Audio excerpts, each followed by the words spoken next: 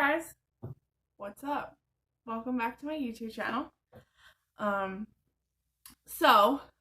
Tomorrow is the big day.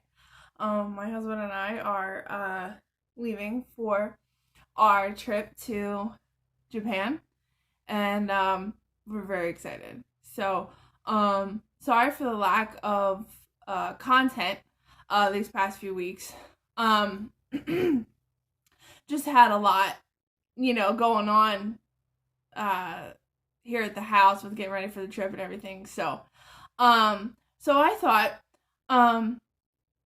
for a simple video before I left, I would do a get to know me video, just to give you guys a glimpse of what I'm all about, and where I went to school, and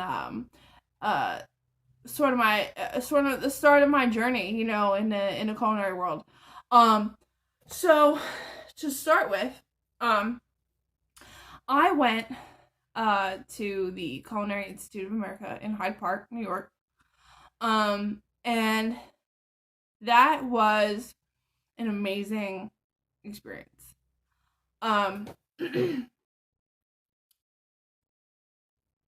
Just the fact that, you're with people who have the same goal as you to be great chefs is really really amazing, because basically you're with the same people until you graduate. So you kind of form, almost this family type thing, and it's pretty cool, So some of the classes that I had taken at CIA were my first year. I started out with sort of like, foundation type classes where I did do book classes for the first 6 weeks. I did like a writing class, I did a math class, I did food safety, product knowledge, molecular gastronomy, and then my first kitchen class was meat and fish fabrication, which was really, really cool because up until this point, I had never had the opportunity to learn how to break down a fish or break down a piece of meat, and learn the different parts of a fish, and the different cuts of meat, and then also how you should cook all those different types of meat, and why you would choose each cooking method. And so that was really interesting. And then after that, I started my first production class, if you will. Let me back up a little bit. My first production class was Skills 3, but my first real kitchen class was Skills 1 and 2. Okay. And Skills 1 and 2 was, again, foundational cooking. It was learning how to make stocks and soups and sauces, all the 5 mother sauces, and how to knife skills and all the different cuts, large dice, small dice, medium dice, bâtonnet, julienne, tournée. And then Skills 2 was a little bit, kind of built on Skills 1.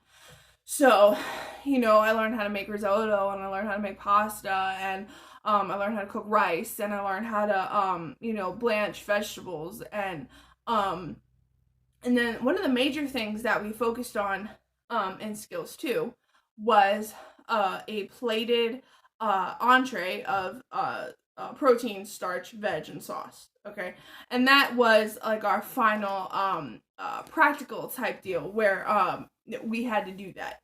And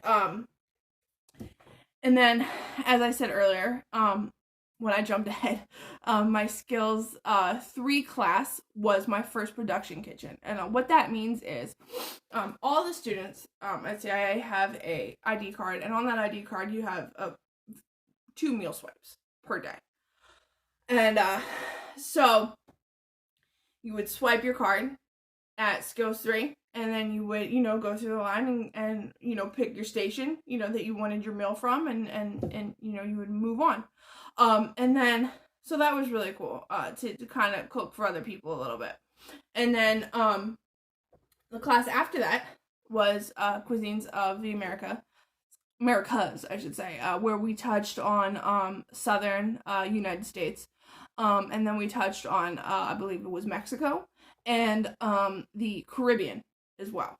And then after that was cuisines of Asia, so Chinese, Japanese, Vietnamese, Korean, and that class was really cool. And that class actually helped me develop a really great love for Asian cuisine. I love all the really bold, salty, umami flavors of Asian cuisine.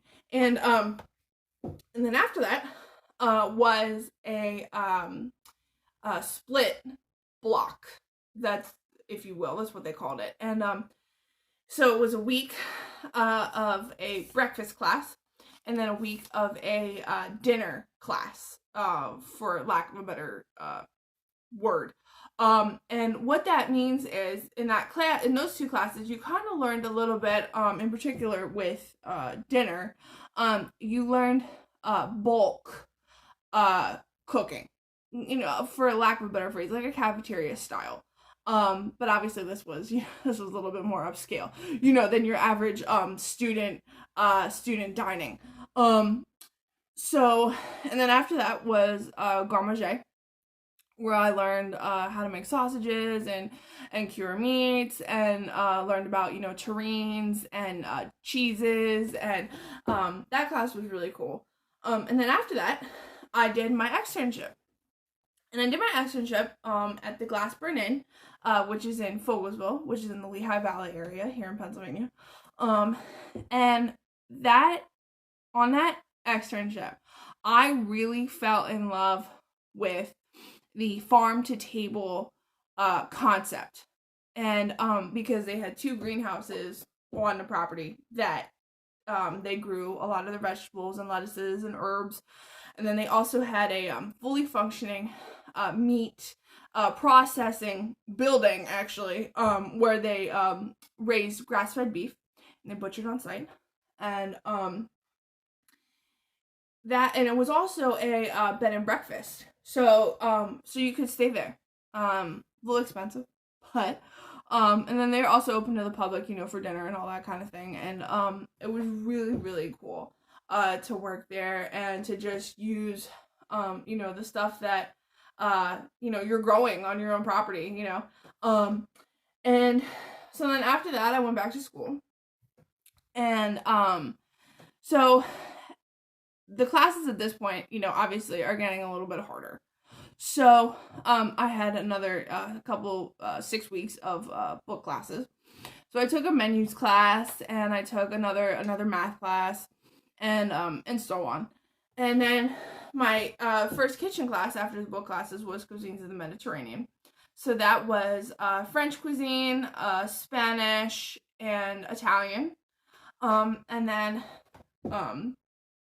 after that was banquets and catering.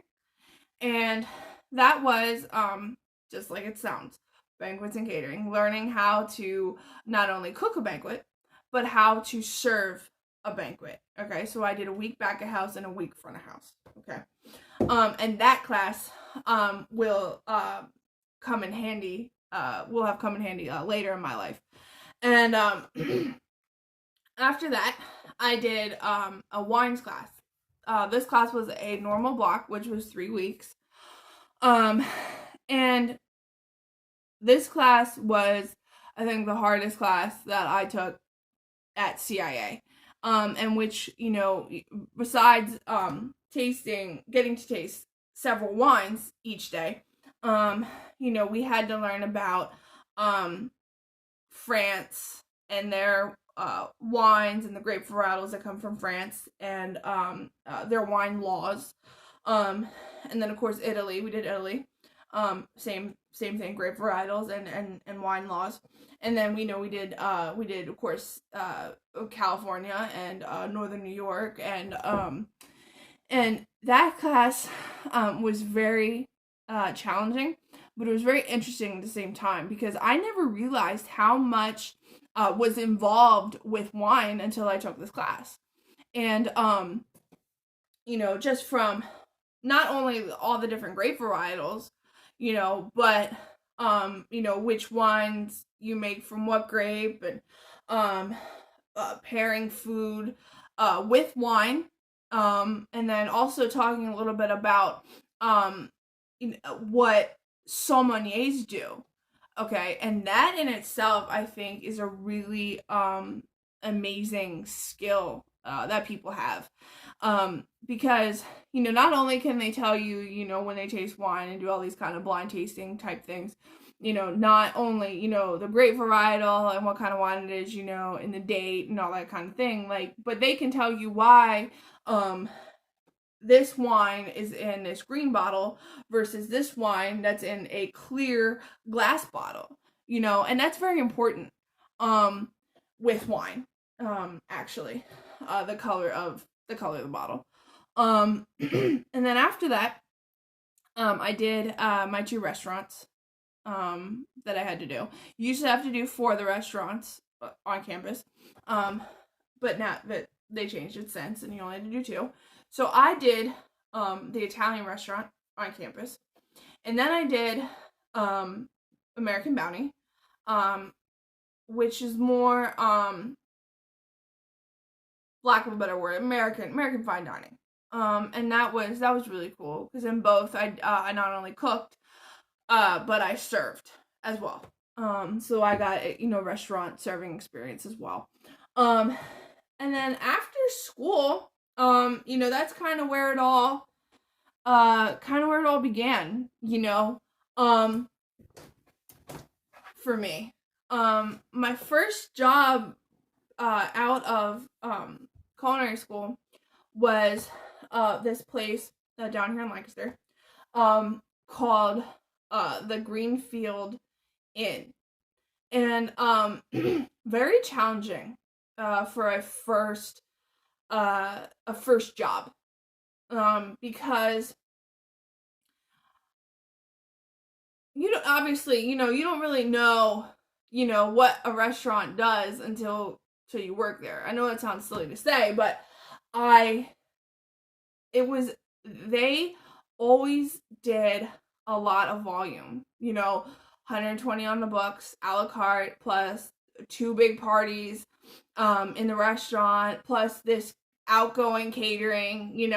I missed a birthday party being thrown by my own mother for me, because one day I had to work late, and I completely kind of not forgot, but I had to work, and my mom's calling the restaurant and asking where I'm at and all this kind of stuff, and but that's the thing about this business is that especially if you're young and just starting out in the business, it's it's really hard because not only are you working all these long hours, and working weekends and all this stuff, but you're also working when your friends are off on the weekend and you want to go out and they want to go out, and that's why I say to people that this business is for crazy people, seriously, because again, long hours, working weekends, working holidays, and you're not getting a lot of time with family, and I had did a post on my Instagram food blog, the Chef Bulletin, and I was talking about the kitchen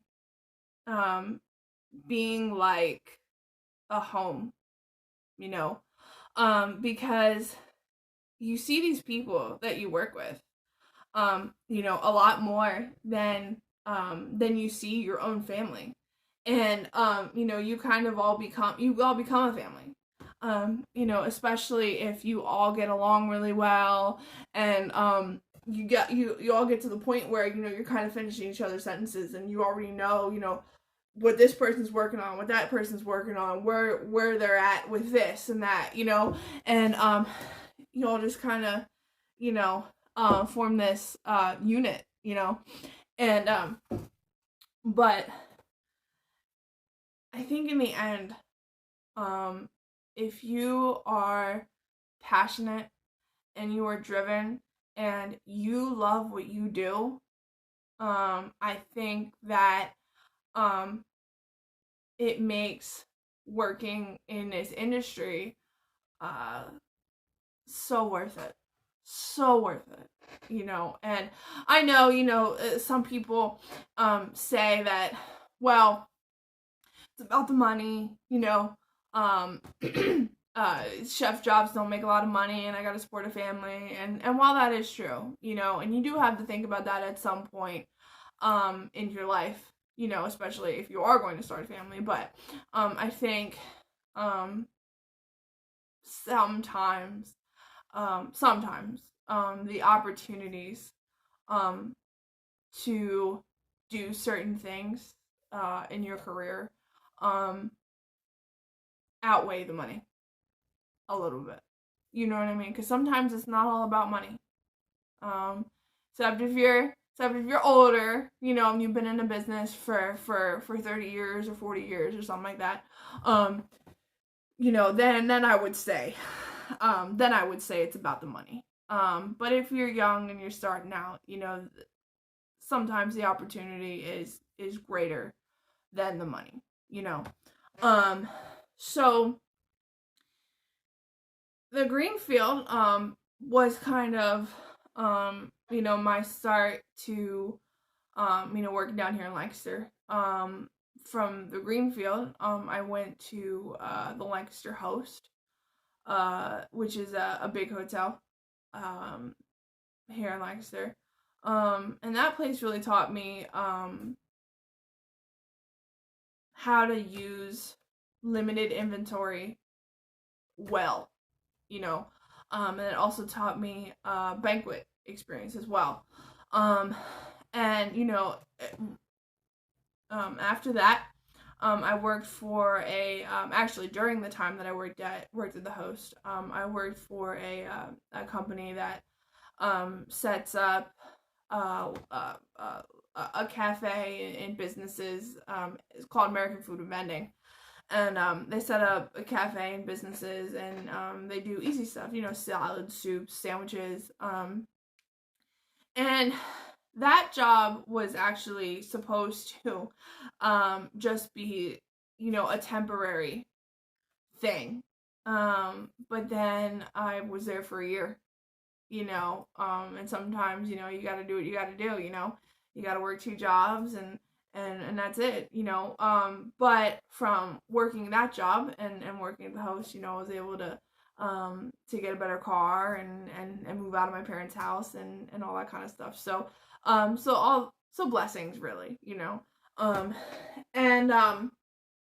after that, after the Host, I took my first sous chef job at a restaurant in Reading called Dan's at Green Hills, where I worked. That was my longest job. I was there for 3 years, and I probably wouldn't have left if I hadn't had so many issues with management. I'm gonna leave it at that because I don't want to say anything and get myself in trouble. But that's the other thing, about this business is sometimes you get these managers and they're not exactly, real bright, and they're about, one thing and not the other, and and then, but I, like I said, I probably wouldn't have left hadn't I had issues with management, because that was a great job. I was really, that was the first time I was really able to be creative, and do my food, you know, and just kind of start, building a name for myself a little bit, and then after that, when I left there, I was a sous chef at the Hilton Garden Inn in Exton, and that job in particular,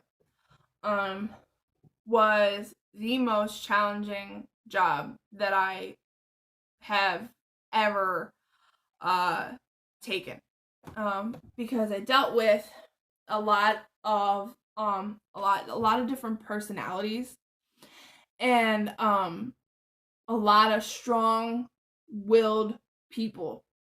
Okay, and that was one of the challenges, and then the other challenge was, I'm not, and I'm gonna admit it, right here in front of all you guys, I'm not the world's greatest manager. I'm not. But your first management job is always the hardest. Okay? Flat out. It's just hard. And especially if you're a woman in the kitchen. Okay? Because men don't want to listen to women. They don't. I'm just gonna throw that out there.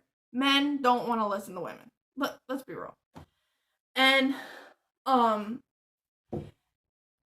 was a problem for me, and I just wasn't able to break down some walls and really assert myself. Do you know what I mean? And it wasn't until my next job, which was my after that, which was another local place here in Lancaster called Checkers Bistro. At Checkers, because of the culture of that kitchen and how the kitchen was run and how management, wanted to run things, I was actually able to break down a lot of walls and a lot of and work through some things with my management skills, and so it was really good. It was really good. I was in a really good place there. Again, I'm not gonna go into the whole story of why I left. But I just had some issues with management styles, and I'm gonna leave it at that. And so then came along the job that I'm currently at, which is I'm going to be the sous chef at a restaurant that is opening up here in the next few weeks.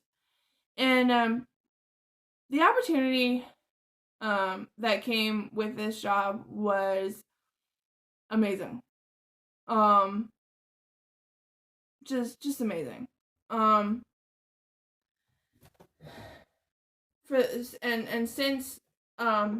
Since I've started back in July, I've been working at our Lancaster Central Market stand, and I've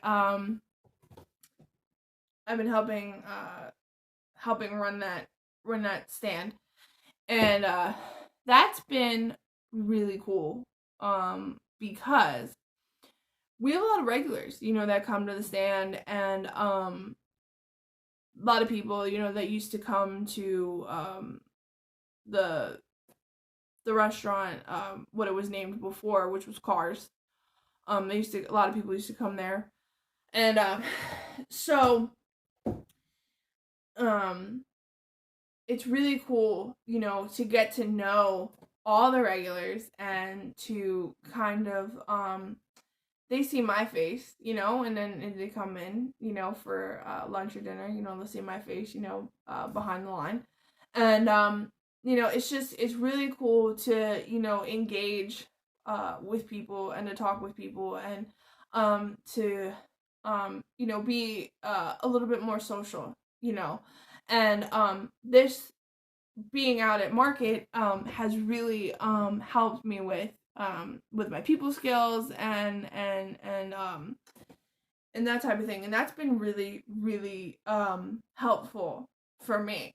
And so I'm really looking forward after we come back from Japan. I've been really looking forward to getting upstairs on the ground level restaurant, and uh, having at it, and just really make some great food and uh, putting out some specials and being creative again and really putting my name, on something, even though I'm the sous chef, but every plate that I put out has my name on it. So and so that's me. That's me as a chef. And that's, a lot of chefs like to talk about their philosophy on food. And I guess mine is simple, really. And that is that I like to use food as a way to show others that I care about you. I was watching a Netflix show called For Grace.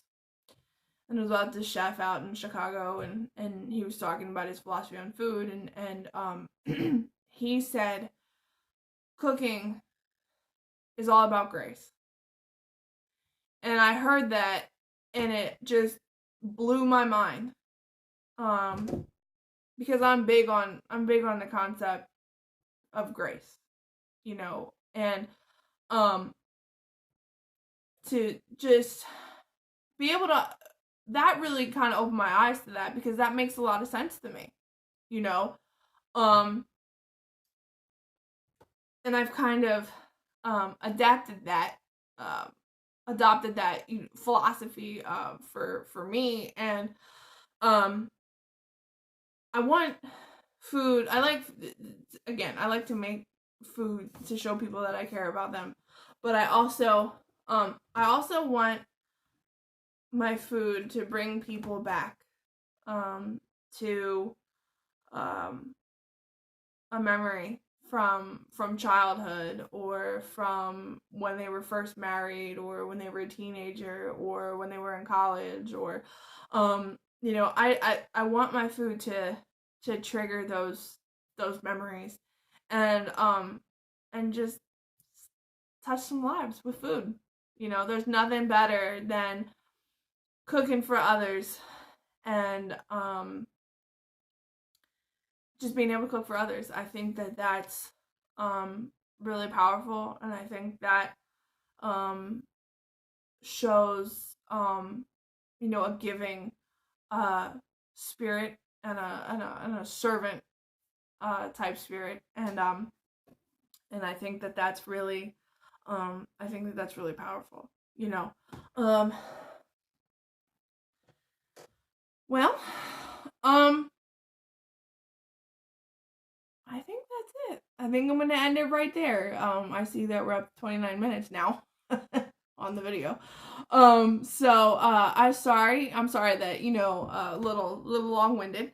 But I just felt like, putting myself out there and sharing some thoughts and some feelings, and where I've been, and what I'm all about as a chef, and so this will be my last video before my husband and I depart on our trip to Japan. I'm not sure how often I'm gonna be able to do videos when I come back, just due to the restaurant opening up actually a few days after we come back, and my crazy schedule. So but I will try my best to do keep the new videos on Mondays, or it will be new videos on my day off.